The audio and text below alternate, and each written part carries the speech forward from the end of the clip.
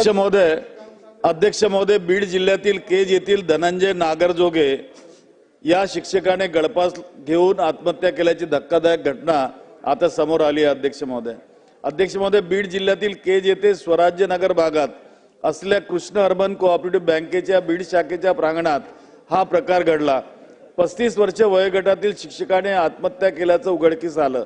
ही घटना समजताच लोकांनी दृश्य पाहण्यासाठी मोठी गर्दी केली होती। अध्यक्ष महोदय, धक्कादायक म्हणजे मयत शिक्षकाने आत्महत्या करण्यापूर्वी फेसबुकवरून एक चिठ्ठी पोस्ट केली होती की श्रावणी बाळा, तुझ्या बापूला शक्य झालंच तर माफ कर, मी माफी मागायच्या पण लायकीचा नाही।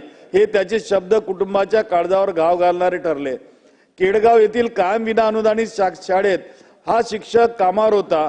सन 2019 मध्ये शासनाकडून 20% अनुदान घोषित करण्यात आले होते, मात्र त्याची अंमलबजावणी झाली नाही।